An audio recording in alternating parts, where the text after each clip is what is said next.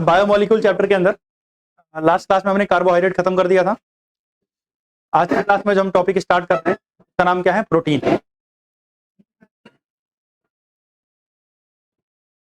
भेजा था शायद। बैठो बैठो जल्दी बैठो, शांति से। हाँ, भेजा था मैंने इलेक्ट्रोकेमिस्ट्री, और नहीं भेजा होगा तो भेज दूंगा मैं। अगर ब्लैक एंड व्हाइट तो नहीं था तो उसको पहले ब्लैक एंड व्हाइट करना पड़ेगा, फिर अगली क्लास में लेना प्रिंट। मुझे मैसेज कर देना, ठीक है? बैकग्राउंड चेंज करना, अदरवाइज ब्लैक ब्लैक इंक नहीं होगी, इतना लग बहुत इंक लग जाएगी उसमें, ठीक है? तो मैं कह रहा था कि हम लोग बायोमोलिक्यूल पढ़ रहे थे, और बायोमोलिक्यूल में अभी तक हम कार्बोहाइड्रेट वाला पूरा पोर्शन खत्म कर चुके थे। आज की क्लास का जो हमारा टॉपिक है वो है प्रोटीन। क्या है? प्रोटीन। प्रोटीन जो है आज हम फिनिश करेंगे पूरा, और बाकी जो बचे हुए पोर्शंस हैं वो मोस्ट प्रोबेबली अगली क्लास में क्या हो जाएंगे? खत्म हो जाएंगे। तो देखते हैं एक बार। सबसे पहले अगर हम बात करें तो कुछ बेसिक बातें। प्रोटीन जो है एक मोस्ट अबंडेंट बायोमोलिक्यूल्स है, यानी one of the most abundant biomolecule में कौन आता है? प्रोटीन आता है। अगर आप बात करोगे वाटर की, यानी केमिकल्स की बात करोगे, तो वाटर हमारी बॉडी में सबसे ज्यादा होता है, बट आफ्टर वाटर अगर आप ऑर्गेनिक केमिकल्स की बात करोगे तो कौन आता है? Protein is the most abundant chemical. अगर हम बात करें चीफ सोर्स ऑफ प्रोटीन, यानी प्रोटीन का मेन सोर्स क्या होता है, जैसे कुछ बातें लिख रखे हैं। मिल्क चीज से मिल जाएगा, पल्सेस यानी दाल वगैरह से, पीनट्स से मिल जाएगा आपको, मछलियों से मिल जाएगा, meat ETC are the source of the protein.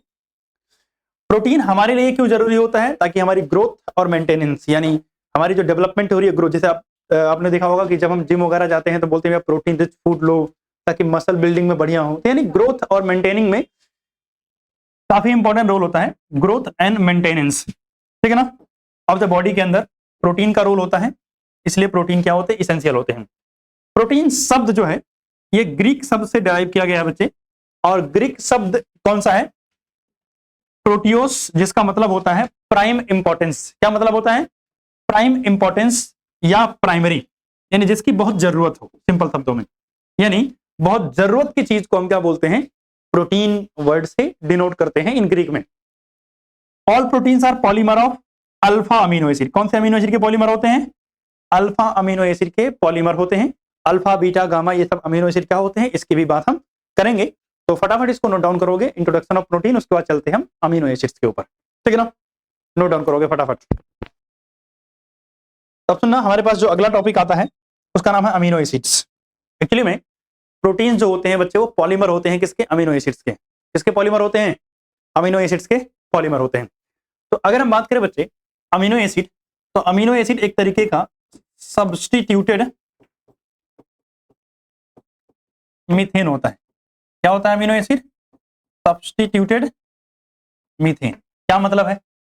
आपने पढ़ा होगा कि भैया मीथेन में कार्बन, इधर एक हाइड्रोजन है, इधर एक हाइड्रोजन है, इधर एक हाइड्रोजन है, इधर एक हाइड्रोजन। नॉर्मली ऐसे ही दिखता है मीथेन, सही बात है ना?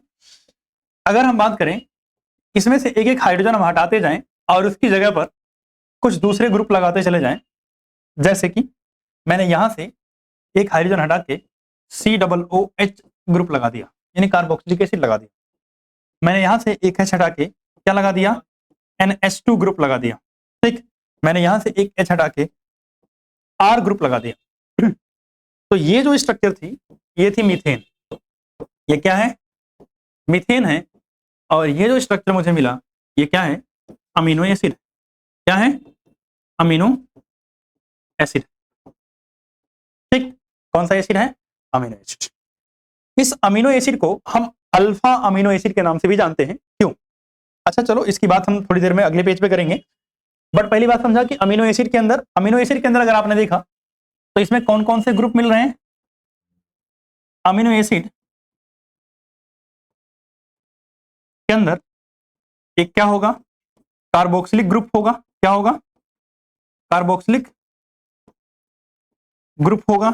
और क्या होगा? अमाइन ग्रुप होगा। सही बात है। अगर हम बात करें एक इंपॉर्टेंट बात भी ध्यान रखनी है कि अमाइन और कार्बोक्सिलिक ग्रुप के अलावा और भी ग्रुप हो सकते हैं, ये रूल नहीं है कि बस यही दोनों मिलेंगे, ठीक है ना? Other than COOH and NH2 groups में प्रेजेंट। मतलब कुछ ऐसे ग्रुप अमीन और कार्बोक्सिलिक को छोड़ करके वो भी देखने को मिल सकते हैं, यानी सिर्फ यही दोनों नहीं मिलेंगे, ये दोनों तो मिलेंगे, लेकिन इसके अलावा कोई और ग्रुप हो भी सकता है और नहीं भी हो सकता है। ये कंपलसरी रूल नहीं है कि होगा या फिर नहीं होगा।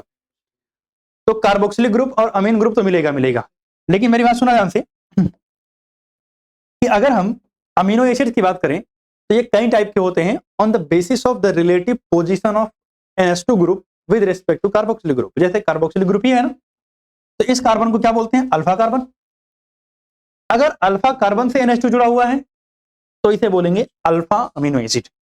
If NH2 is attached with beta carbon तो इसे क्या बोलेंगे? Beta amino acid. If NH2 group is attached with gamma और डेल्टा कार्बन या गामा कार्बन तो इसे क्या बोलेंगे? डेल्टा या गामा अमीनो एसिड। ठीक है ना? तो मतलब जो अमीनो एसिड हैं, अमीनो एसिड में भी, या अमीनो एसिड कैसे हो सकते हैं? मैं यहां 3 लिख रहा हूं, अल्फा, बीटा, गामा एंड एक और लिख दे रहा हूं यहां डेल्टा। ठीक है ना? अब ये किस बेसिस पर हमने बनाया है? बेस्ड ऑन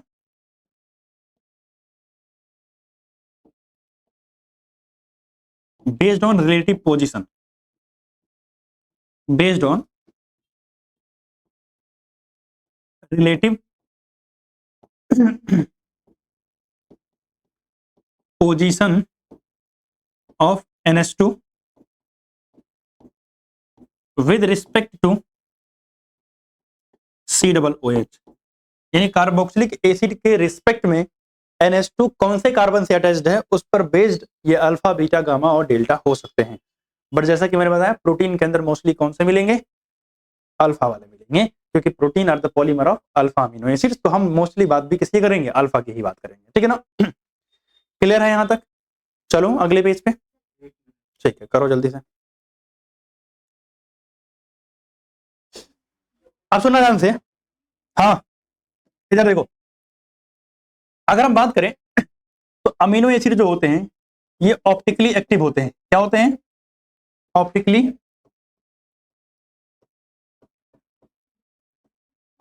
एक्टिव होते हैं, एक्सेप्ट केवल किसको छोड़ करके?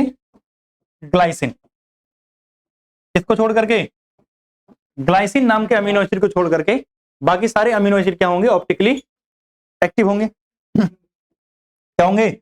ऑप्टिकली एक्टिव होंगे। तो भाई साहब, अगर अमीनो एसिड ऑप्टिकली एक्टिव हैं तो इसकी डी और एल दोनों फॉर्म होगी ना? बोथ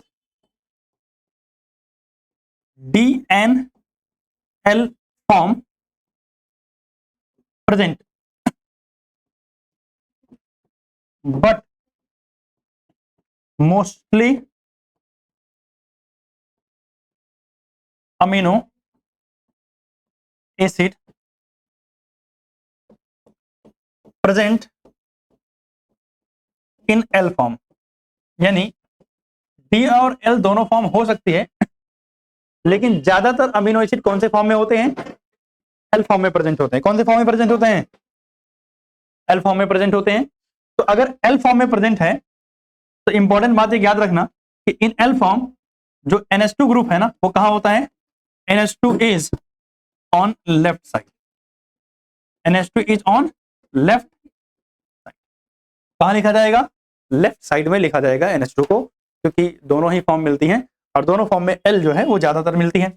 अब सुनना, अगर हम अमीनो एसिड के नेम की बात करें, इसकी बात करें नेम, तो नेम बेसिकली लिखा जाता है ट्रिवियल नेम। इसका क्या मतलब हुआ? कि भैया कॉमन नेम ही ज्यादातर हम यूज करते हैं, कोई अलग से स्पेसिफिक नाम इस्तेमाल नहीं करते। बैठो। तो हम ज्यादातर कौन सा नेम इस्तेमाल करते हैं? ट्रिवियल नेम ही यूज करते हैं। अब ये जो ट्रिवियल नेम होते हैं ना, ये जनरली 2 क्राइटेरिया पर बेस्ड होते हैं। ठीक, किस पर बेस्ड होते हैं? 2 क्राइटेरिया पर। बेस्ड ऑन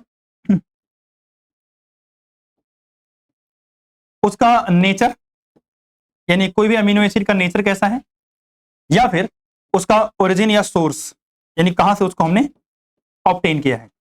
जैसे एक नाम अगर बात करो तो एक नाम है ग्लाइसिन, क्या नाम है? ग्लाइसिन। अमीनो एसिड का नाम है ग्लाइसिन।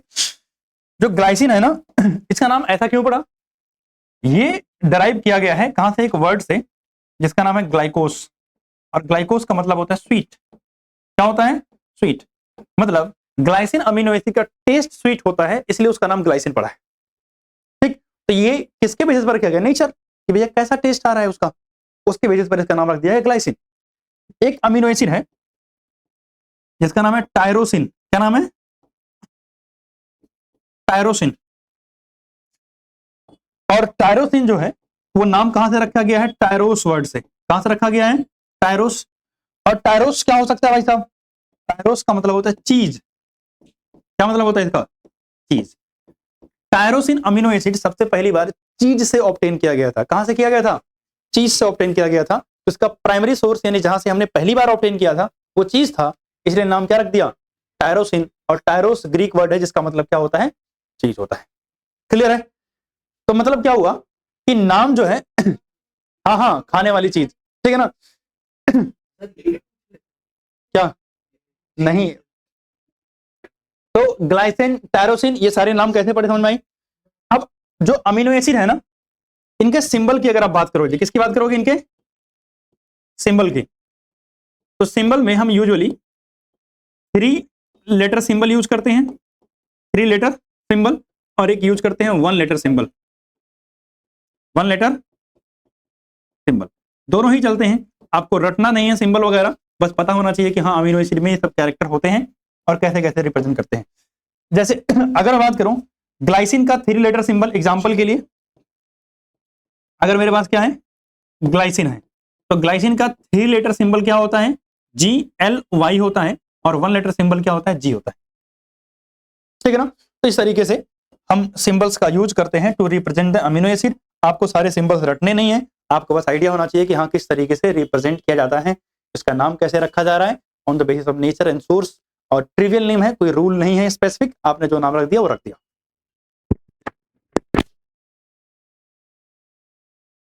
अब हम बात करते हैं कि अमीनो एसिड जो बच्चे वो कलरलेस होते हैं। पहली बात तो कैसे होते हैं? कलरलेस। क्रिस्टलाइन सॉलिड है, मतलब सॉलिड के फॉर्म में मिलते हैं। वैसे क्रिस्टलाइन सॉलिड और एमॉर्फस सॉलिड होते हैं।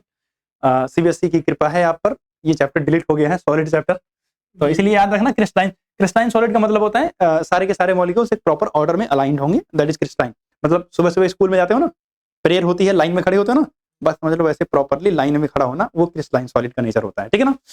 वाटर सॉल्युबल होते हैं और इनकी मेल्टिंग पॉइंट क्या होगी? हाई होगी। इनका मेल्टिंग पॉइंट क्या होगा? हाई होगा। क्लियर है? अगर हम बात करें तो वैसे इनका नाम अमीनो एसिड है। क्या नाम है? Amino acid. बट ये एसिड या सॉल्ट, एसिड या बेस की तरह ज्यादातर बिहेवियर शो नहीं करते। ज्यादातर बिहेवियर इनका कैसा होता है? सॉल्ट की तरह होता है। ठीक है ना? तो बिहेव लाइक सॉल्ट, यानी मोस्टली इनका बिहेवियर कैसा होगा? Salt rather than simple amines या कार्बोक्सिलिक एसिड। यानी कार्बोक्सिलिक एसिड या अमीन की तरह बिहेव करने के बजाय वो ज्यादा बिहेव कैसे करते हैं? एज ए सॉल्ट बिहेव करते हैं। क्लियर है बात? तो इसको भी नोट करोगे, बेसिक बातें हैं सब। तो अगर हम बात करें तो हमारे पास इधर देखो, ये बड़ा बढ़िया है, यहां से क्वेश्चन आता है, इंपॉर्टेंट है। ज्यूटर आयन, कौन सा आयन? Zwitter ion. जैसे अगर बात करूं तो अमीनो एसिड्स, मैं इधर पहले शक्ल बना रहा हूं फिर लिखना। मेरे पास कार्बन है, इधर COOH ग्रुप है, इधर NH2 ग्रुप है, इधर R है, और इधर, ठीक है ना? ये नॉर्मली कार्बोक्सिलिक एसिड था। अब कार्बोक्सिलिक एसिड में आपको पता है जो एसिडिक पार्ट होता है वो H+ आयन लूज करता है, सही बात है ना? और जो बेसिक वाला पार्ट है वो H+ आयन गेन करता है। तो अब देखना ध्यान से, तो अगर हम बात करें तो नॉर्मली अगर H+ लूज कर दे, अगर क्या कर दे? H+ लूज कर दे तो इस पे माइनस चार्ज आएगा। अगर हम इसको H+ दे दें, एक H+ दे दें, तो ये NH3 बना लेगा और इस पे क्या आ जाएगा? प्लस चार्ज आ जाएगा। सही बात है? तो अगर H+ लूज करने के बाद नेगेटिव आयन बनाता है तो इसको क्या बोलते हो आप? अनायन। क्या बोलते हो आप? एनायन बोलते हो। और अगर पॉजिटिव चार्ज आ जाता है तो इसे क्या बोलते हो? कैटायन बोलते हो। बट अमीनो एसिड जो होते हैं ना भाई, ये दोनों काम एक साथ कर लेते हैं। कहते भैया कोई दिक्कत नहीं, यहां वाला हाइड्रोजन मैं दूंगा, तुम रख लेना, प्लस चार्ज और यहां से मैं माइनस चार्ज, यानी दोनों चार्ज एक साथ में आ जाते हैं। दोनों चार्ज कहां आ जाएंगे? एक साथ में। जब पॉजिटिव और नेगेटिव चार्ज दोनों एक साथ में आ जाएं तो इसको हम क्या बोलते हैं? ज्विटर आयन बोलते हैं। क्या बोलते हैं इसको हम? ज्विटर आयन बोलते हैं, जो इलेक्ट्रिकली तो न्यूट्रल होता है। इलेक्ट्रिकली क्या होता है? न्यूट्रल होता है, ये ध्यान रखना है। लेकिन सुनो, ये ज्विटर आयन जो होता है ना, वो एक स्पेसिफिक पीएच पे बनता है, ऐसा नहीं कहीं भी बन जाएगा। हर एक अमीनो एसिड के लिए एक स्पेसिफिक पीएच होता है जब ज्विटर आयन की फॉर्मेशन होती है। और जिस पीएच पर ये बनता है, pH eight which it forms, it form is called isoelectric point. उस पॉइंट से क्या बोलते हैं? आइसो इलेक्ट्रिक पॉइंट बोलते हैं, ठीक है ना। और इंपॉर्टेंट बात, ये बनता कब है? Form at specific pH. ये सबके लिए अलग अलग होता है। Form at specific pH. तो पहली बात तो आपसे पूछते हैं कि ज्विटर आयन क्या होता है। सुना ध्यान से, कह रहा in aqueous solution the carboxylic group can lose a proton and amino group can accept a proton giving rise to a dipolar ion. Dipolar मतलब एक नेगेटिव और एक पॉजिटिव पोल दोनों बनेगा, और इसको हम क्या बोलते हैं? ज्विटर आयन बोलते हैं। क्या बोलते हैं? Zwitter ion. कह रहा है ये न्यूट्रल होता है but contains both positive and negative charge simultaneously, दोनों एक साथ में होते हैं, ठीक है ना। तो आप चाहो इसको नोट कर लो, फिर ड्रॉ कर लो, चाहे आप पहले ड्रॉ कर लो, नोट कर लो, आपको जो करना है कर सकते हैं। अब अगर हम आगे चलते हैं तो ये चीज वापिस आ गई कहां से, इसको हटा देते हैं। अब अगर हम बात करें, हाँ सुनो ध्यान से, ये टेबल बनाना नहीं है, टेबल बनाने नहीं है, बस एक बार नाम देख लो। ग्लाइसिन, अच्छा हमारे पास टोटल 20 अमीनो एसिड्स हैं, ठीक है ना। ग्लाइसिन हो गया, एलानिन एक नाम है, एक नाम है वैलिन। अच्छा जहां स्टार लगा हुआ है वो इसेंशियल होते हैं। क्या होते हैं इसेंशियल? बताऊंगा अभी जस्ट, ठीक है ना। Leucine, isoleucine, arginine, lysine, glutamic acid, aspartic acid, ठीक है ना। इसके बाद अगर मैं आगे बात करूं तो glutamine, asparagine, threonine, serine, cysteine, methionine, phenylalanine, tyrosine, tryptophan, histidine and proline, ठीक है ना। ये सब अमीनो एसिड्स हैं, उनकी स्ट्रक्चर्स बनी हुई हैं, उनके 3 शब्द वाले नाम हैं और 1 लेटर वाले भी उनके नाम मतलब सिंबल लिख रखे हैं, ठीक है ना। नहीं, ये प्रोटीन नहीं है, ये अमीनो एसिड्स हैं। प्रोटीन क्या होता है आगे पता चलेगा। प्रोटीन्स पॉलीमर होते हैं अमीनो एसिड के, ठीक है ना। अब अगर बात करें तो हमने बात किया अमीनो एसिड कौन कौन से हमारे पास हैं। अब हम समझ रहे हैं कौन, एक मिनट जस्ट, ठीक। तो अब हम बात करते हैं अमीनो एसिड के टाइप्स की। सुना ध्यान से, टोटल अमीनो एसिड हमारे पास कितने हैं? 20। हमारे पास टोटल अमीनो एसिड कितने हैं? 20 अमीनो एसिड है। अमीनो एसिड को बेसिकली हम जब डिवाइड करते हैं तो पहले तो 2 कैटेगरी में डिवाइड करेंगे अमीनो एसिड। एक होता है इसेंशियल, एक क्या होता है? इसेंशियल अमीनो एसिड, और दूसरे क्या होते हैं? Non essential amino acid. कौन से? Non essential amino acid. अब आपको क्या लगता है इसेंशियल कौन होंगे? ऐसे अमीनो एसिड जो हमारी बॉडी खुद बना लेती है, तो उसको जरूरी नहीं है, उसकी नीड ही नहीं है, तो क्या हो जाएंगे? Non essential. और ऐसे अमीनो एसिड जो हमारी बॉडी बना नहीं पाती है, उसको हमें बाहर से लेना पड़ता है, उसे क्या बोलते हैं? इसेंशियल अमीनो एसिड, ठीक है ना। तो इसेंशियल अमीनो एसिड, तो ये क्या होते हैं? Amino acid which are not synthesized by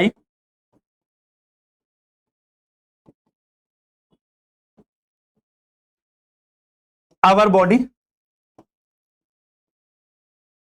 and must present in our diet and must present in our diet, यानी भैया हमारे डाइट में इनका होना जरूरी है। जबकि ऐसे अमीनो एसिड जो हमारी बॉडी बना लेती है, amino acid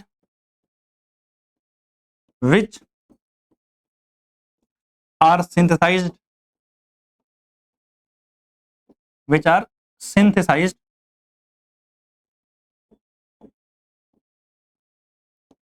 by our body. या हमारी बॉडी जिसको बना लेती है वो क्या आ जाएंगे, आपके नॉन इसेंशियल अमीनो एसिड। इनको डाइट में लेना जरूरी नहीं होता है। अब सुना ध्यान से, वैसे तो essential and non essential amino acid आपकी एनसीईआरटी में टेबल बनी हुई है, जिस पे स्टार लगा हुआ है वो सारे क्या है, इसेंशियल है, और जो बिना स्टार वाले हैं वो सब क्या है, नॉन इसेंशियल है। ठीक है ना। तो आपको सारा याद नहीं करना है, मैं आपको एक जुगाड़ बता रहा हूं इसेंशियल याद करने का। टेबल एक दो बार देखनी है तो आपको नाम का आइडिया लग जाएगा। इससे क्या होगा, आपको 2 4 5 ऐसे थोड़ी होगा पूछेगा सारे के सारे इसेंशियल लिख दो, सारे नॉन इसेंशियल लिख दो। ज्यादा पूछते हैं, 1 2 एग्जाम्पल पूछेंगे। अगर इन केस एमसीक्यू है तो आपके सामने सारे ऑप्शंस होंगे। तो आपका काम, अगर आपने टेबल 1 2 बार देख ली है और आपको इसेंशियल वाले याद हैं, तो नॉन इसेंशियल का काम आपका निकल जाएगा। ठीक है ना। तो इसेंशियल कैसे याद करते हैं, उसके लिए एक जुगाड़ है, पीवीटी टिम हॉल।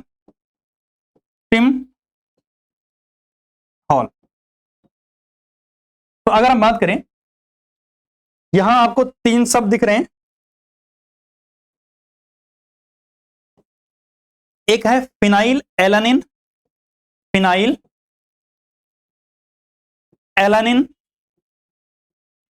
पहला अमीनो एसिड, ये इसेंशियल है जो मैं लिख रहा हूं सब, फिनाइल एलानिन। फिर आता है वैलिन, फिर आता है ट्रिप्टोफैन।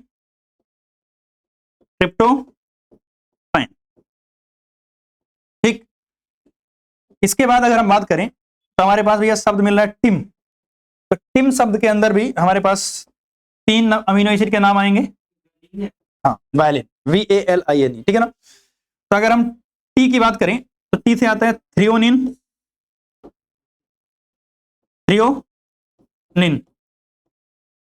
एम से, अच्छा एम से पहले हम आई की बात कर लें। आई से आता है आइसोल्यूसिन। क्या आता है, आइसोल्यूसिन। एम से आता है मिथ्योनिन।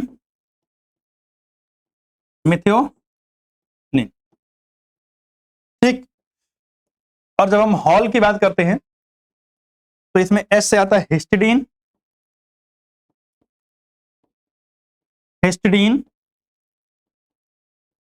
ए से आता है आर्जिनिन।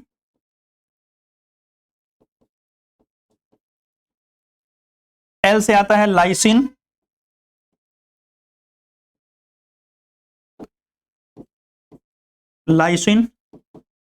और एल से आता है ल्यूसिन। ठीक। तो ये हमारे पास टोटल 10 अमीनो एसिड हो गए जो कि इसेंशियल अमीनो एसिड की लिस्ट में आते हैं। अब इसके अलावा जो कुछ भी बच जाते हैं वो सब के सब क्या है, नॉन इसेंशियल अमीनो एसिड कहलाते हैं। क्लियर है। इसको नोट डाउन करोगे, उसके बाद आगे चलते हैं। अब अगर हम बात करते हैं तो हमारे पास भैया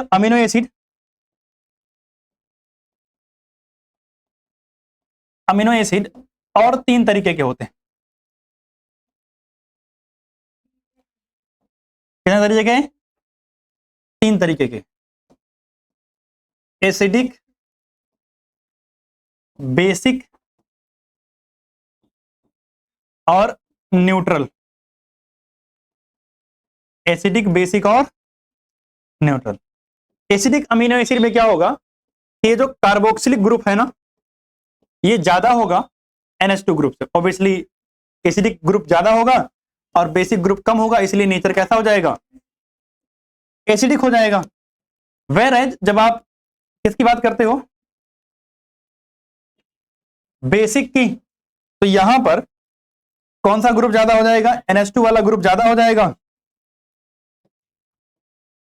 और जब आप बात करते हो किसकी, न्यूट्रल की, तो सर दोनों सेम ही होंगे, इसलिए नेचर कैसा हो जाएगा, न्यूट्रल। क्लियर है बात।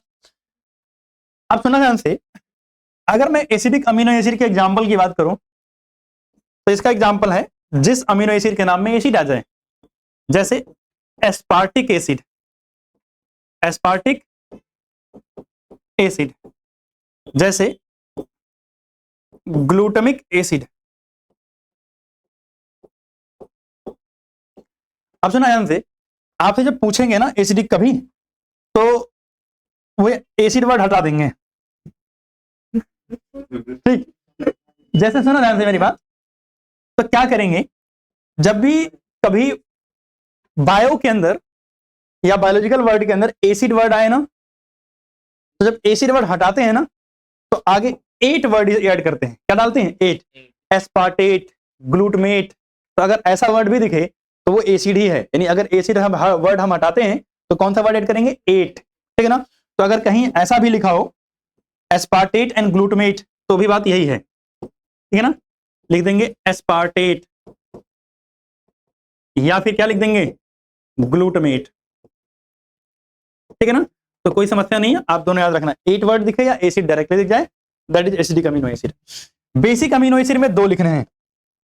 2 एग्जांपल हमारे पास बेसिक के हैं, एक है लाइसिन और एक है आर्जिनिन। एक क्या है? लाइसिन और एक नाम है आर्जिनिन। ये दोनों अमीनो एसिड जो है, जब डीएनए की पैकेजिंग होती है, यानी डीएनए को हम न्यूक्लियस के अंदर जब पैक करके रखते हैं ना, तो उसमें इन दोनों का बड़ा रोल होता है, उसकी पैकेजिंग में काम आते हैं लाइसिन और आर्जिनिन अमीनो एसिड्स, ठीक है ना। और बाकी जो बचे रेस्ट ऑल जो है वो क्या होते हैं? न्यूट्रल होते हैं। क्या होते हैं सब? बाकी सारे न्यूट्रल होते हैं। क्लियर है बात? तो हम बात कर लिए कि अमीनो एसिड एसिडिक कौन होते हैं, बेसिक कौन होते हैं और न्यूट्रल कौन होते हैं। क्लियर है? अब अगर हम आगे चलते हैं तो हमारे पास आता है भैया स्ट्रक्चर ऑफ प्रोटीन, यानी प्रोटीन की स्ट्रक्चर कैसे दिखती है। इसके लिए हमें अमीनो एसिड पहले बनाना है। अगर हम लिखें RCOOH, इधर है, इधर NH2, सही बात है। अच्छा, R क्यों लिख रहा हूं सेंटर में? सी ना, यहां R, इधर क्या? H। आपको अगर समस्या ना हो तो इसको ऐसे लिख सकता हूं, मतलब 2 अमीनो एसिड ले लिया। जब हमने 2 अमीनो एसिड लिया तो स्ट्रक्चर कैसे बनती है इस बात पे ध्यान देना। इसको थोड़ा सा छोटा कर लेते हैं, ठीक है। अब ध्यान से देखना, यहां NH2 था, इसको मैं NH और डैश करके H ऐसे लिख सकता हूं। तो कुछ नहीं करना है, OH और H क्या बाहर हो जाएगा? वाटर। यानी वाटर बाहर होते ही हमारे पास ये जो स्ट्रक्चर बन के आएगी, ये बन जाएगी। यहां से हमने बाहर किया, ये इसको हटा दें, इसको हटा देते हैं। तो ये हमारे पास बन गया एक बॉन्ड, ठीक है ना। एक्चुअली में ये बॉन्ड कार्बन और नाइट्रोजन के बीच में है, तो यहाँ बीच में हाइड्रोजन आ रहा है, तो इससे डरना नहीं है। इसको हाइड्रोजन को ऐसे नीचे भी कर लिख सकते हैं, गलत मत समझना, ये हाइड्रोजन नीचे भी आ सकता है। और ये कार्बन डबल बॉन्ड ऑक्सीजन होता है ना, तो एक्चुअली बॉन्ड कार्बन और नाइट्रोजन के बीच में है, ठीक है ना। तो इसको हम बोलते हैं बच्चे पेप्टाइड बॉन्ड। क्या बोलते हैं इसको हम? पेप्टाइड बॉन्ड बोलते हैं। कौन सा बॉन्ड बोलते हैं? Peptide bond. और इसमें क्या बाहर हुआ है? H2O एलिमिनेट हुआ है, ठीक है ना। यानी जब डिहाइड्रेशन होगा, वाटर रिमूव होगा, तो कौन सा बॉन्ड बन जाएगा? पेप्टाइड बॉन्ड बन जाएगा। क्लियर है बात? तो इस स्ट्रक्चर को बनाओ, फिर आपको समझाता हूं ये डाइपेप्टाइड पॉलीपेप्टाइड वर्ड कैसे आया, कहां से आया, क्या मतलब है इसका। तो अगर हम बात करें तो हम बहुत सारे वर्ड इस्तेमाल करेंगे। बहुत बढ़िया, बहुत जल्दी आ गए तुम, बैठ जाओ। डाइपेप्टाइड एक वर्ड इस्तेमाल करेंगे, क्या? डाइपेप्टाइड। एक वर्ड इस्तेमाल करेंगे ट्राइपेप्टाइड। एक वर्ड इस्तेमाल करेंगे tetrapeptide.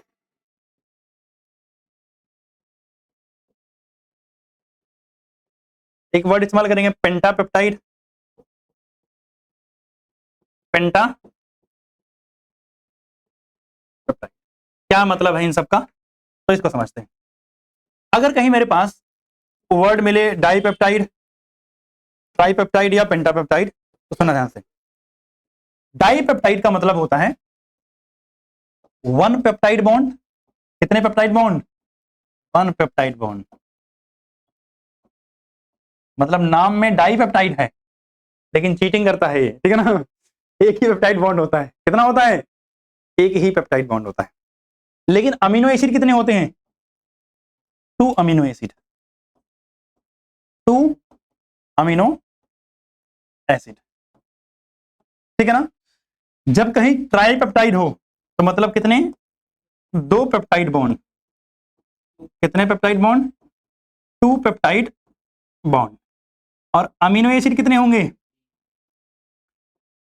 3 amino acid, 3 amino.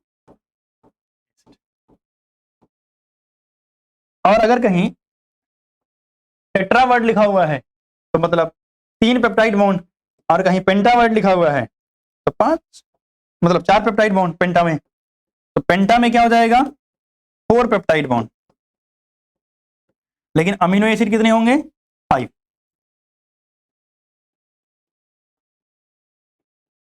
Amino acid. लेकिन जब हम बात करते हैं टेट्रा की तो इसमें कितने होंगे? 3 पेप्टाइड बॉन्ड होंगे। लेकिन अगर हम अमीनो एसिड की बात करेंगे तो कितने होंगे? 4 अमीनो एसिड होंगे, ठीक है। तो आई थिंक बात तो समझ गए, डाई ट्राई टेट्रा वर्ड होगा। अब चाहे ये सब कुछ कहां तक चलता है? टिल 10th अमीनो एसिड, यानी अगर 10 अमीनो एसिड तक है तो डाई ट्राई पेंटा टेट्रा ऐसे वर्ड यूज करते रहेंगे, हेक्सा, ठीक है ना। लेकिन जब ये 3 से मतलब 10 से ज्यादा हो जाए तो इसको क्या बोलते हैं? पॉलीपेप्टाइड। क्या वर्ड इस्तेमाल करते हैं? पॉलीपेप्टाइड। तो हम पॉलीपेप्टाइड वर्ड कब यूज करेंगे? जब अमीनो एसिड कितने हो जाएं?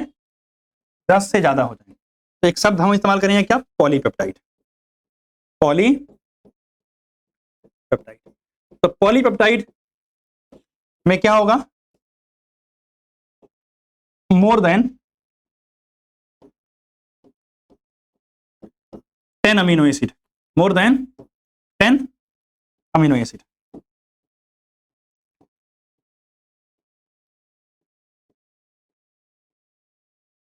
अगर 10 से ज्यादा अमीनो एसिड है तो उसे क्या बोला जाता है? पॉलीपेप्टाइड बोला जाता है। ठीक है सर, ये बताओ प्रोटीन कब बोला जाता है? चलो आगे,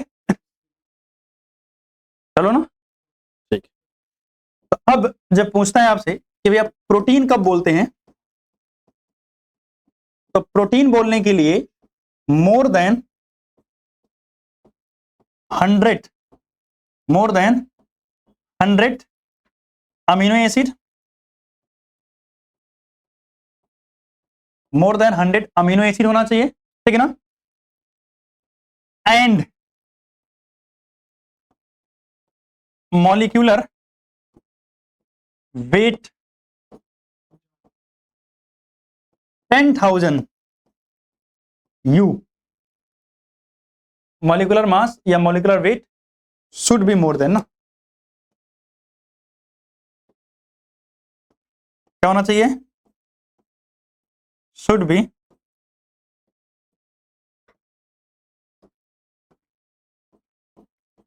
मोर देन 10,000 यू। यानी अगर एक मेरे पास पॉलीपेप्टाइड है जिसमें अमीनो एसिड कितने हैं? 100 से ज्यादा है, और उनका मॉलिक्यूलर वेट कितना आ रहा है? 10,000 यू से ज्यादा आ रहा है, तब मैं इस पॉलीपेप्टाइड को क्या बोल दूंगा? प्रोटीन बोलूंगा। क्या बोलूंगा? प्रोटीन बोलूंगा, ठीक है ना। क्लियर है बात यहां तक? अब मेरे पास जो प्रोटीन होते हैं बच्चे, वो 2 तरीके के होते हैं, एक होता है ग्लोबुलर प्रोटीन और एक होते हैं फाइब्रस प्रोटीन। मैंने कहीं शकल लगाई थी इन दोनों की, है क्या? कहीं कहीं दिख नहीं रहे हैं, चलो कोई नहीं। तो देखो जादू से हम लोग स्ट्रक्चर लेके आ गए, ठीक है। तो प्रोटीन जो है, इनके 2 फॉर्म हमारे पास जो हमें पढ़ने हैं, एक है ग्लोबुलर और एक क्या है? फाइब्रस। तो अगर आप ग्लोबुलर प्रोटीन की बात करोगे और दूसरा फाइब्रस प्रोटीन की बात करोगे, तो आप शक्ल देखो ध्यान से। फाइब्रस प्रोटीन में ये पूरी की पूरी पॉलीपेप्टाइड की चेन है, दिख रहा ना? हाँ, ये अलग अलग चेन है, सारी चेन लगभग पैरेलल होती हैं एक दूसरे के। अब ये मत देखने लगा sir distance perpendicular exactly same नहीं है ऐसे। तो ऐसे नहीं, आपको यहाँ परपेंडिकुलर डिस्टेंस एग्जैक्टली मेजर नहीं करना है, मतलब ये थ्रेड लाइक एक दूसरे के साथ साथ में रन करते हैं। तो अगर सारी पेप्टाइड की चेन एक दूसरे के पैरेलल रन करें तब उससे जो प्रोटीन बनता है उसकी अपीयरेंस थ्रेड लाइक होती है, धागे की तरह होती है, या मैं बोलूं फाइबर लाइक अपीयरेंस होती है, और ऐसे प्रोटीन को हम फाइबरस प्रोटीन बोल देंगे। अब इसी को अगर मैं ऐसे पूरा मिला के ऐसे ऊन के गोली की तरफ लपेट दूं पूरा, तो थोड़ा राउंड टाइप की यानी गोल सी राउंड सी शेप बन जाएगी, और उस प्रोटीन को क्या बोल देंगे हम? ग्लोबुलर प्रोटीन बोल देंगे, ठीक है ना। हाँ, ग्लोबुलर के अंदर एक ही चैन हो सकती है, एक ज्यादा चैन हो सकती है, ठीक है ना, तो मैटर करता है। तो ये ग्लोबुलर एंड फाइबरस दो फॉर्म बनी। अब अगर हम बात करें फाइबरस वाले प्रोटीन की, पहले किसकी बात करते हैं? अगले पेज पे बात कर लें, जगह तो कमी है। चलो, तो हमारे पास सबसे पहले जो प्रोटीन आता है उसका नाम है फाइबरस प्रोटीन। तो अगर हम फाइबरस प्रोटीन की बात करें तो इसमें क्या होगा? Polypeptide run parallel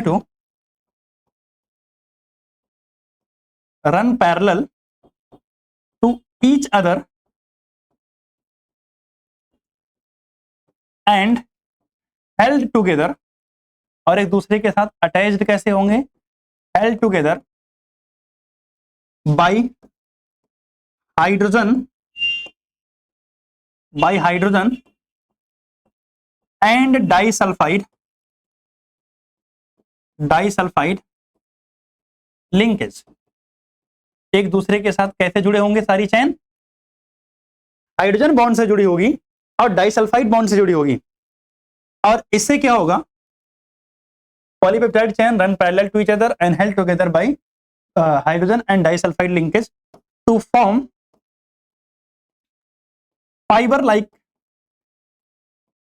structure, to form fiber like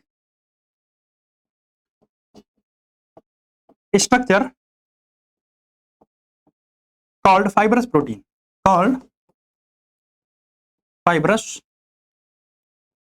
क्या बोलते हैं इसको हम? Fibrous protein. और जो फाइबरस प्रोटीन है ये यूजुअली वैसे तो बहुत सारी जगहों पे मिलते हैं, लेकिन एनसीईआरटी ने कुछ एग्जांपल दे रखे हैं। जैसे एनसीईआरटी ने एग्जांपल दिया है केराटिन का। किसका दिया है? केराटिन। कहां देखने को मिलता है ये? हेयर में। कहां मिलेगा? हेयर में मिलेगा देखने को, नेल्स के अंदर देखने को मिलता है, और कहां? सिल्क के अंदर देखने को मिलता है, ठीक है ना। एक दूसरा एग्जांपल दिया है मायोसिन। किसका दिया है? मायोसिन। मायोसिन कहां मिलता है? हमारी मसल में मिलता है। कहां मिलता है? मसल के अंदर। हम जो मसल को कॉन्ट्रैक्ट कर पा रहे हैं ना, कि भाई जब मर्जी जहां हैंड बेंड कर लिया, रिलैक्स कर दिया, इसमें किसका रोल होता है? मायोसिन प्रोटीन का रोल होता है। वैसे एक और होता है इसमें, लेकिन मायोसिन का भी रोल होता है। तो ये दोनों एग्जांपल याद रखने हैं। तो अगर आपको बनाना है फाइबरस प्रोटीन तो कुछ नहीं, ऐसे धागा बनाओ। ये सब अगर ऐसे प्रोटीन्स की चेन्स क्या करें? एक दूसरे के पैरेलल रन करें, थ्रेड लाइक अपीयरेंस हो, तो उसे क्या बोल दिया जाएगा? फाइबरस प्रोटीन बोल दिया जाएगा। क्लियर है? ठीक। अगला हमारे पास जो प्रोटीन होता है उसका नाम क्या है? Globular protein. क्या नाम है? Globular protein. कुछ तो अगला है ग्लोब्यूलर प्रोटीन। ग्लोबुलर प्रोटीन क्या होगा? When polypeptide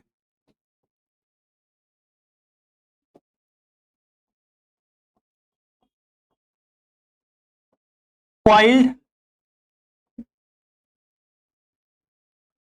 to form spherical structure, यानी ये कॉइल होके आपस में क्या बनाएंगे? स्फेरिकल स्ट्रक्चर बनाएंगे। When polypeptide coiled to form spherical structure is termed as globular protein. इसको हम क्या बोलेंगे? ग्लोब्यूलर प्रोटीन बोलेंगे। तो अगर हम बात करें ग्लोबुलर प्रोटीन की, तो इसका एग्जाम्पल क्या है? ग्लोब्यूलिन। कौन सा? ग्लोबुलिन। एक्चुअली ग्लोबुलिन का हमारे बॉडी के अंदर रोल होता है इम्यून सिस्टम के अंदर। किसमें रोल होता है? इम्यून सिस्टम के अंदर। इम्यूनिटी भी हमको प्रोवाइड करता है ग्लोबुलिन। एक दूसरा एग्जांपल जो दे रखा है वो क्या है? हाँ, एल्बुमिन। जो ग्लोबुलिन होता है, एंटीबॉडीज नाम सुना आपको? एंटीबॉडीज। एंटीबॉडीज जो होती है वो किसकी बनी होती है? ग्लोबुलिन की बनी होती है। किसकी बनी होती है? ग्लोबुलिन की। ठीक है ना? तो ग्लोबुलिन एंड एल्बुमिन। अच्छा, एक और इंपॉर्टेंट बात, ये वाटर सोल्यूबल होते हैं। कैसे होते हैं? वाटर सॉल्यूबल होते हैं। और जो पीछे वाले आपने पढ़े ना, ये वाटर इनसॉल्यूबल होते हैं। ये वाटर इनसॉल्यूबल होते हैं। Water insoluble. तो जो ग्लोबुलर प्रोटीन है ये कैसे दिखेंगे भाई साहब? इनकी शेप ऐसे देखो, स्ट्रक्चर प्रोटीन के बनाने में कुछ नहीं करना होता है, ऐसे बना दो, हो गया, बन गया। ठीक है ना? यही है। तो ये ऐसी कलाकारी होनी चाहिए हर जगह जहां हम कुछ भी बना दें स्ट्रक्चर बन जाए। तो ग्लोबुलर प्रोटीन इस तरीके से दिखते हैं और इनको हम क्या बोलते हैं? Globular protein. जिसमें एल्बुमिन और ग्लोबुलिन याद रखना। अगर आप लिखना चाहो तो लिख सकते हो, वैसे गिवन नहीं है। ग्लोबुलिन जो है ये क्या बनाते हैं? Form antibodies. जरूरी नहीं कि बस इनका यही काम हो, लेकिन हाँ, एक इंपॉर्टेंट काम है जो आपने सुना होगा ना, एंटीबॉडीज बनाने में इनका रोल होता है। एल्बुमिन जो होता है ना, ये ब्लड कोलॉइडल ऑस्मोटिक प्रेशर, यानी हमारी बॉडी के अंदर जो बैलेंस होता है ना पूरा ऑस्मोटिक प्रेशर का, आयंस का, उन सब में इनका रोल होता है एल्बुमिन का। ठीक है ना? तो उसको हम बोलते हैं बीसीओपी, ब्लड कोलॉइडल ऑस्मोटिक प्रेशर। यानी बॉडी के अंदर ब्लड में आयंस, इलेक्ट्रोलाइट्स, वाटर, इन सब का बैलेंस मेंटेन करने में किसका रोल होता है? एल्बुमिन का रोल होता है। ठीक है ना? अगर यहां तक हो गया है तो अब चलते हैं स्ट्रक्चर। डालोगे स्ट्रक्चर ऑफ प्रोटीन। अगर हम स्ट्रक्चर ऑफ प्रोटीन की बात करें तो सबसे पहले स्ट्रक्चर जो हमें पढ़नी है उसका नाम है प्राइमरी स्ट्रक्चर। तो प्राइमरी स्ट्रक्चर क्या होती है? ध्यान से देखना। अगर मेरे पास मान लिया ये एक पॉलीपेप्टाइड की चेन है। क्या? एक पॉलीपेप्टाइड चेन है। तो इस पॉलीपेप्टाइड चेन के अंदर मैं हर एक अमीनो एसिड को काउंट कर सकता हूं।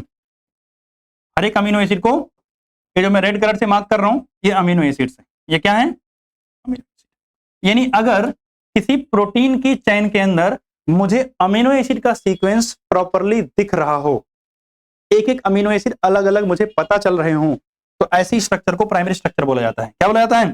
Primary structure. जैसे मान लिया इसका मैंने दिया अमीनो एसिड 1, ये है अमीनो एसिड 2, ये है अमीनो एसिड 3, ये है अमीनो एसिड 4, ये है अमीनो एसिड 5, ये है अमीनो एसिड 6। यानी हर एक अमीनो एसिड मुझे क्लियरली विजिबल है। अगर मुझे हर एक अमीनो एसिड क्लियरली विजिबल हो, इसको हम बोलते हैं एन टर्मिनल और इसको हम बोलते हैं सी टर्मिनल।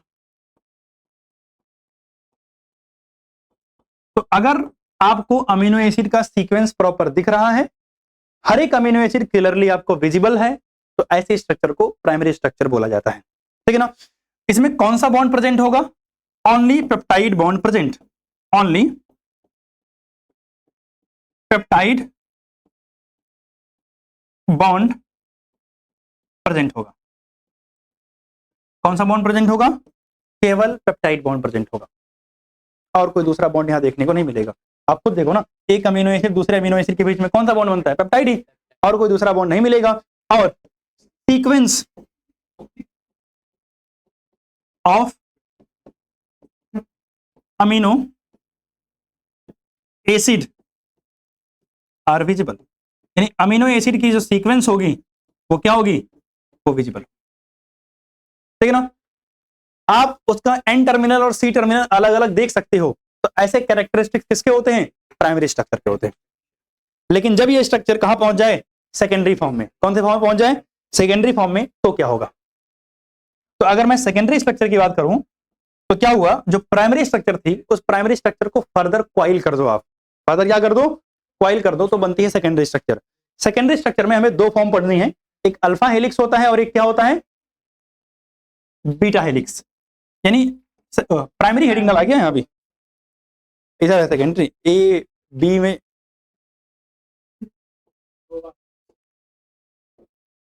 यहां सेकेंडरी है, उसके बाद इधर टर्सरी है। और क्वाटरनरी नहीं है ना, तो सेकेंडरी को पहले ऊपर कर देते हैं, बाकी देखेंगे आगे। टर्सरी नीचे है, तुम आ जाओ भाई इधर। हाँ, तो देखते हैं सेकेंडरी पहले, ठीक है ना। ये ऑर्डर सही कर लेना, ये बी होगा, ठीक है ना। तो अगर हम बात करेंगे सेकेंडरी स्ट्रक्चर की, जैसा कि बता रहा था, सेकेंडरी स्ट्रक्चर में दो फॉर्म मिलेंगे। कितने फॉर्म मिलेंगे? दो फॉर्म। एक होगा अल्फा हेलिक्स, क्या होगा, शांत रहो, अल्फा हेलिक्स। और दूसरा होता है बच्चे बीटा प्लीटेड सीट। दूसरा क्या होता है? Beta pleated seat. क्या मतलब है इसका? अल्फा हेलिक्स में जो आपका प्राइमरी स्ट्रक्चर थी ना, वो क्वाइल्ड हो जाएगी कुछ इस तरीके से, ऐसे ऐसे ऐसे, ठीक है ना। तो ये हेलिक्स के फॉर्म में क्या हो जाएगी? क्वाइल हो जाएगी। तो अगर ये हेलिक्स के फॉर्म में क्वाइल हो जाए तो इसको हम क्या बोलते हैं? अल्फा हेलिक्स बोलते हैं। क्या बोलते हैं? हाँ। ये अल्फा हेलिक्स है, और यहां क्वाइलिंग कैसी होगी? राइट हैंडेड क्वाइलिंग होगी, राइट हैंडेड क्वाइलिंग होगा। अब मेरी बात ध्यान सुनना यहां, हाँ, जब ये क्वाइलिंग होगी, एक बार इधर देखो ध्यान से, जब ऐसे क्वाइलिंग हो रही है तो आप मुझे बताओ, अगर कहीं यहां कार्बोक्सिलिक ग्रुप होगा, सही बात है, तो कहीं पर अमीनो ग्रुप भी तो होगा, ध्यान रहोगे, कहीं कार्बोक्सिलिक ग्रुप है तो कहीं अमीनो ग्रुप है। अमीनो ग्रुप में नाइट्रोजन के साथ कौन जुड़ा हुआ? हाइड्रोजन। और वहां उधर क्या है? हाइड्रोजन है या ऑक्सीजन है? तो हाइड्रोजन और नाइट्रोजन और ऑक्सीजन आपको दिख रहे हैं। अगर नाइट्रोजन, ऑक्सीजन या फ्लोरीन में से, तीनों में से कोई एक मिल जाए और साथ में हाइड्रोजन हो, तो कौन सी बॉन्डिंग होती है? हाइड्रोजन बॉन्डिंग होती है। मतलब यहाँ हाइड्रोजन बॉन्डिंग हो सकती है। तो मतलब जब सेकेंडरी स्ट्रक्चर बनेगी तो आपको क्या दिखाई देगा? सेकेंडरी स्ट्रक्चर में हाइड्रोजन बॉन्डिंग भी दिखाई देगी। क्या दिखाई देगी? हाइड्रोजन बॉन्डिंग दिखाई देगी। तो सेकेंडरी स्ट्रक्चर में क्या होगी? हाइड्रोजन बॉन्डिंग होगी। भैया यहां पे क्या होगा अल्फा हेलिक्स में? व्हेन प्राइमरी स्ट्रक्चर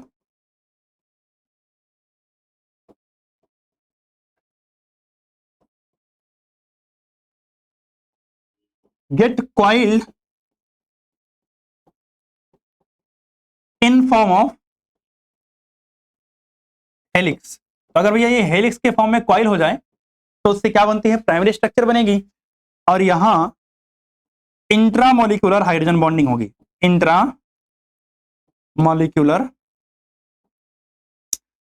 हाइड्रोजन,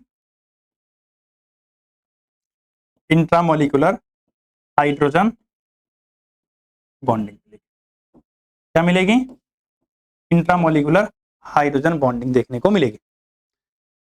जब आप बीटा प्लेटेड सीट में आते हो तो इसमें क्या होता है? मेरे पास एक प्रोटीन की चेन है, मतलब पेप्टाइड की चेन है, और मेरे पास एक और पॉलीपेप्टाइड चेन है, और ये पॉलीपेप्टाइड चेन आपस में कनेक्ट हो थ्रू हाइड्रोजन बॉन्डिंग, तो इसको हम क्या बोलते हैं? बीटा प्लीटेड सीट बोलते हैं। क्या बोलते हैं? Beta pleated seat. मतलब जब दो या दो से ज्यादा पॉलीपेप्टाइड चेन एक दूसरे के ऊपर जस्ट स्टैक हो, रखे हुए हो, ऐसा लगेगा कि एक चेन के ऊपर दूसरी चेन है, उसके बाद उसके ऊपर है, उसके बाद ऊपर है। मतलब जस्ट लाइक पेज को आप फोल्ड कर दो पूरा ना, तो वैसे ही एक के ऊपर एक पड़े हुए मिलेंगे, तो हम क्या बोलते हैं? बीटा प्लीटेड सीट बोलते हैं, ठीक है ना। तो when polypeptide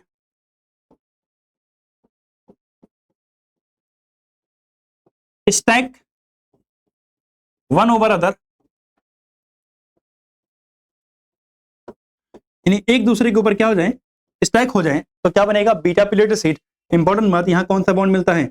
inter molecular hydrogen bond मिलेगा। कौन सा मिलेगा? Inter molecular hydrogen bond present होगा। हाइड्रोजन बॉन्ड तो बन जाएगी सेकेंडरी स्ट्रक्चर में कौन सी? Beta pleated seat. यानी अगर राइट हैंडेड क्वाइलिंग हो जाए तो अल्फा हेलिक्स बन जाएगा, और अगर एक के ऊपर एक रखे हुए हो और उनके बीच हाइड्रोजन बॉन्डिंग मिले तो उसे क्या बोल देंगे? बीटा प्लीटेड सीट बोल देंगे, ठीक है ना। इसको नोट डाउन करो, फिर चलते हैं टर्सरी स्ट्रक्चर पे। हो गया सबका? अब सुनना, जो सेकेंडरी स्ट्रक्चर है ना, होल्डिंग हाँ इसको चेंज कर लेना है, ठीक है ना। फोल्डिंग ऑफ सेकेंडरी स्ट्रक्चर क्या करेगा, फॉर्म टर्सरी स्ट्रक्चर। भैया सेकेंडरी स्ट्रक्चर को और फोल्ड कर दोगे तो क्या बन जाएगी, टर्सरी स्ट्रक्चर बन जाएगी। अब एक्चुअली में टर्सरी स्ट्रक्चर जो है इसमें बहुत सारे बॉन्ड मिलते हैं, बहुत सारे बॉन्ड मिलते हैं। क्या मिलेंगे इसमें, इसमें आपको हाइड्रोजन बॉन्ड मिलेगा, इसके अंदर wander wall force of attraction मिलेगा, वैंडर वॉल्स फोर्सेस आपको मिलेंगे, इसके अंदर इलेक्ट्रोस्टैटिक फोर्स मिलेंगे, इलेक्ट्रोस्टैटिक फोर्स मिलेंगे, इसके अंदर डाइसल्फाइड लिंकेज मिलेंगे, डाइसल्फाइड लिंकेज मिलेंगे, ईटीसी प्रेजेंट, जैसे डाइपोल डाइपोल इंटरेक्शन भी यहां मिलता है, ठीक है ना। तो ये सारे इंटरेक्शंस आपको देखने को मिलेंगे, मतलब इस स्ट्रक्चर में बहुत सारे बॉन्ड हैं। और ये स्ट्रक्चर अगर हम बात करें तो पूरा ऐसे रैंडम, ये दिस इज टर्सरी स्ट्रक्चर। हाँ तो हम ही बना रहे हैं, ठीक है ना। ये टर्सरी स्ट्रक्चर है, कौन सी स्ट्रक्चर है, टर्सरी स्ट्रक्चर। आपने जो ग्लोबुलर और फाइब्रस पढ़ा था ना, वो टर्सरी स्ट्रक्चर थी। ग्लोबुलर एंड फाइब्रस फॉर्म और टर्सरी फॉर्म, ठीक है ना। तो यहां मैं लिख दे रहा हूं, जो ग्लोबुलर एंड फाइब्रस फॉर्म थे ना, fibrous form are tertiary structure, यानी वो दोनों टर्सरी स्ट्रक्चर ही थे। और हमारी लिविंग सिस्टम के अंदर टर्सरी स्ट्रक्चर फंक्शनल होती है, प्राइमरी स्ट्रक्चर नॉन फंक्शनल होती है, सेकेंडरी स्ट्रक्चर नॉन फंक्शनल होती है।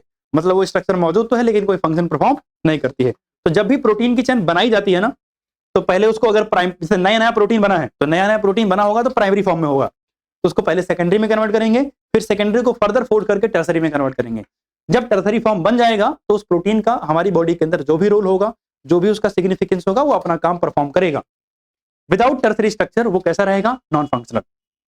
कैसा रहेगा, नॉन फंक्शनल।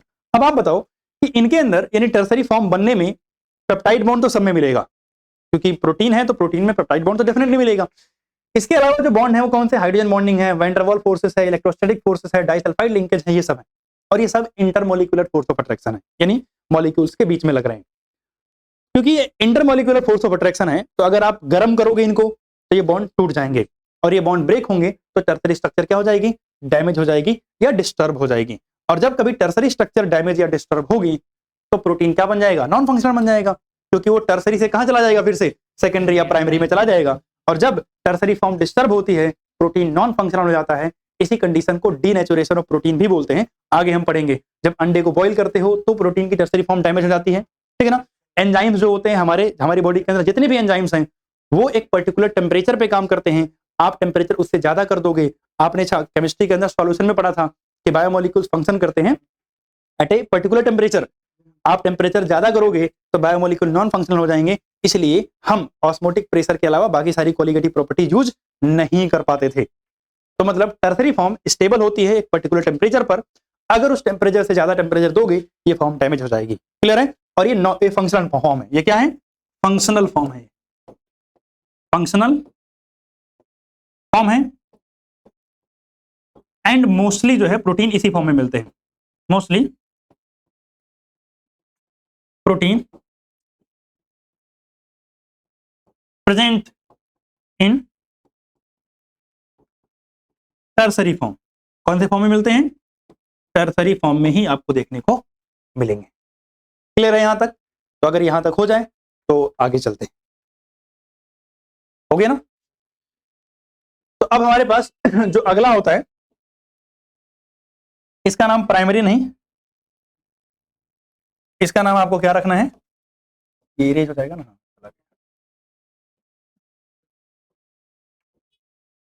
Quaternary form. कौन सी फॉर्म, क्वाटरनरी स्ट्रक्चर।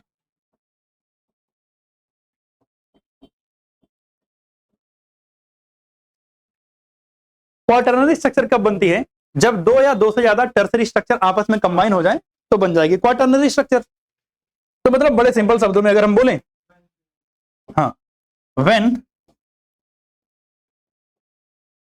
टू और more tertiary form held together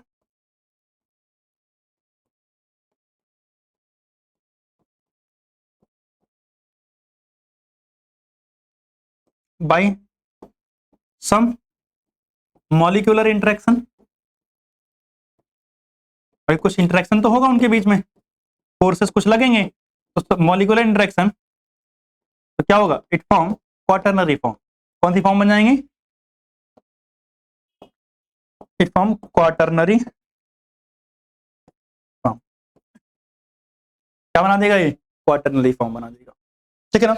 जैसे अगर मैं एग्जांपल के लिए क्वाटरनरी फॉर्म का एग्जांपल बात करूं, इसका एग्जांपल है हीमोग्लोबिन। क्या एग्जांपल है? हीमोग्लोबिन। हीमोग्लोबिन के अंदर दो तरीके की चेन मिलती है। कितने तरीके की चेन? दो होती है, अल्फा चेन और एक होती है बीटा चेन। अल्फा चेन का अगर नंबर बोलूं तो दो अल्फा चेन होती हैं और दो बीटा चेन होती हैं। तो दो अल्फा दो बीटा यानी चार प्रोटीन की चेन है जो आपस में कंबाइन करके क्या बनाती है? हीमोग्लोबिन बनाती है। तो हीमोग्लोबिन में चार पेप्टाइड है ना, तो क्या होगा? क्वाटरनरी हो गया। अगर आप इंसुलिन की बात करोगे तो इंसुलिन इज ऑल्सो एक क्वाटरनरी फॉर्म। इंसुलिन क्या है? Quaternary form. इसमें भी दो पेप्टाइड चेन होती है, वैसे होती तीन है। जब इंसुलिन इनएक्टिव होता है तो पेप्टाइड ए मिलती है, पेप्टाइड बी मिलती है और पेप्टाइड सी मिलती है। तीन चेन है। इनएक्टिव फॉर्म में सी मौजूद होती है। जब इंसुलिन को एक्टिवेट करते हैं तो सी चेन को हटा देते हैं, सिर्फ ए और बी बचती है, तब भी तो दो चेन है। जब दो चेन हो जाए तब भी हम उसको क्या बोलते हैं? क्वाटरनरी फॉर्म ही बोलते हैं, ठीक है ना। अच्छा, एक और एग्जांपल इंसुलिन से मुझे याद आया कि हमने जो ग्लोबुलर वाला एग्जांपल लिया था ना, ग्लोबुलर में इंसुलिन भी आता है। ये एनसीईआरटी में भी दे रखा है आपके। Insulin is a globular form. कौन सी फॉर्म है? ग्लोबुलर फॉर्म है, ठीक। तो ये हो गई हमारी क्वाटरनरी स्ट्रक्चर। अब एक बार हम एनसीईआरटी का डायग्राम देखेंगे, उसके बाद हम आगे चलते हैं। डीनेचुरेशन लास्ट टॉपिक है, खत्म। तो ये जो डायग्राम दे रखा है, ये डायग्राम किसका है? एनसीईआरटी का। बनाना नहीं है, हमने तो डिजाइन बनाया ही है। तो देखो ये सीधा दिख रहा है, ये जो अलग अलग कलर दिख रहे हैं ना, दीज आर अमीनो एसिड्स। क्या है? अच्छा एक बात बताओ, प्रोटीन एक, हाँ शांत रहोगे, प्रोटीन एक होमोपॉलीमर है या हेट्रोपॉलीमर? प्रोटीन एक होमोपॉलीमर है या हेट्रोपॉलीमर? हेट्रोपॉलीमर है, क्योंकि अलग अलग अमीनो एसिड से ज्वाइन होकर बनता है, ठीक है ना। तो अगर आप देखोगे तो बहुत सारे अमीनो एसिड हैं, सीधी स्ट्रेट चेन है। ये क्या है? प्राइमरी स्ट्रक्चर है, स्ट्रेट। अगर हम बात करें, अगर ये कॉइल्ड हो जाए तो कौन सी स्ट्रक्चर बन गई? सेकेंडरी स्ट्रक्चर बन गई। और इसको हम फर्दर देखो, ये दो स्ट्रक्चर थी ना, इनको आपस में कंबाइन कर देंगे तो टर्सरी फॉर्म बन जाएगा। और ये देखो बहुत सारे ऐसे कंबाइन कर दिया सब स्ट्रक्चर, कई सारी लाके, ठीक है ना, तो पूरा क्या बन जाएगी? क्वाटरनरी फॉर्म बन जाएगी। थोड़ा शकल देख लेना कि अगर दिखाए डायग्राम कि कौन सी वाली कौन सी फॉर्म है, तो शकल देख के थोड़ा पहचान जाओ, और कुछ नहीं, ठीक है ना। इसके बाद हमारे पास लास्ट टॉपिक आता है, that is denaturation of protein. क्या चीज? Denaturation of protein. Denaturation of protein. पूरा नहीं लिखना है आपको, बता रहा हूं मैं, सुना ध्यान से। अभी मैंने समझाया डीनेचुरेशन क्या होता है। नॉर्मली प्रोटीन प्रेजेंट होते हैं इन टर्सरी फॉर्म। टर्सरी फॉर्म में वो फंक्शनल होंगे, अपना स्पेसिफिक रोल प्ले कर रहे होंगे, बट अगर टेम्परेचर और पीएच बदलोगे तो उनकी जो टर्सरी फॉर्म है वो क्या हो जाती है? डिस्टर्ब हो जाती है, और इसी को हम क्या बोलते हैं? डीनेचुरेशन बोलते हैं। तो आपको सुना ध्यान से, यहां से लिखना है, कह रहा when A protein is in native form is subjected to a physical change like change in temperature or chemical change like changes in pH, the hydrogen bond are disturbed. Due to this, the globules unfold and helix get uncoiled and protein loses its biological activity. This is called denaturation of protein. क्या बोलते हैं इसको हम? denaturation of protein। यानी जब गर्म किया या पीएच में चेंज किया तो इसकी स्ट्रक्चर क्या हो गई? बेकार हो गई, क्योंकि हाइड्रोजन बॉन्ड टूट गया और बाकी सारे बॉन्ड टूट गए, और उससे उसकी बायोलॉजिकल एक्टिविटी क्या हो जाएगी? लूज हो जाएगी, और इसे हम क्या बोलते हैं? Denaturation of protein. अगर आप डीनेचुरेशन ऑफ प्रोटीन के एग्जांपल की बात करोगे तो boiling of egg. Boiling of egg, जब एग को बॉईल करते हैं तो एग के अंदर जो प्रोटीन होता है वो लिक्विड फॉर्म में आपने देखा होगा नॉर्मली एक कच्चा एक कैसा होता है, लिक्विड फॉर्म में होता है। जैसे आपने बॉईल किया पूरा का पूरा, क्या हो गया, सॉलिडिफाई हो गया। हुआ क्या, उसमें जो प्रोटीन की पूरी स्ट्रक्चर थी वो डैमेज हुई, और आपने उसको बॉईल करने से स्ट्रक्चर डैमेज हुई, वो कैसा हो गया, सॉलिडिफाई हो गया। आप जो पकौड़े तलते हो, उसमें बेसन होता है ना, उसको मिला के उसका जैसे जो है कढ़ाई में डालते हो ऑयल के साथ, तो क्या जाएगा, सॉलिड हो जाता है। तो वहां भी क्या हो रहा है, डीनेचुरेशन ऑफ जो है प्रोटीन हो रहा है। इसके अलावा कर्डलिंग ऑफ मिल्क भी एनसीईआरटी में दे रखा है एग्जांपल। हाँ, कर्डलिंग ऑफ मिल्क। अच्छा बताओ, जब मिल्क की बात करते हैं तो मिल्क में प्रोटीन होता है, मिल्क प्रोटीन, ठीक है ना। मिल्क प्रोटीन का नाम है कैसिन। क्या नाम है, कैसिन। यानी मिल्क के अंदर जो प्रोटीन होता है उसका नाम है कैसिन। तो ये जो कैसिन मिल्क प्रोटीन होता है ना, जब आप इसकी कर्डलिंग करते हो, मतलब लैक्टिक एसिड जो बैक्टीरिया होता है इस प्रोटीन को तोड़ के लैक्टिक एसिड बनाता है। तो प्रोटीन ने तो अपनी स्ट्रक्चर खो दी ना, तो ये क्या है, कर्डलिंग ऑफ मिल्क भी क्या है, एक जो है डीनेचुरेशन ऑफ प्रोटीन का ही एग्जांपल है, ठीक है ना। क्लियर है बात। तो ये सब एग्जांपल्स हैं किसके, डीनेचुरेशन ऑफ प्रोटीन के। और डीनेचुरेशन का मतलब क्या होता है, प्रोटीन की बायोलॉजिकल स्ट्रक्चर लॉस कर जाना। तो अब आपका यहाँ पर प्रोटीन वाला टॉपिक क्या हो गया, खत्म। अगली क्लास में हमारे पास बचा जो है एंजाइम, हार्मोन और डीएनए यानी न्यूक्लिक एसिड। इसकी बात करके अगली क्लास में बायोमोलिक्यूल को खत्म करेंगे, ठीक है ना। तो आज के लिए बस यहीं तक, बाकी मिलेंगे अगली क्लास।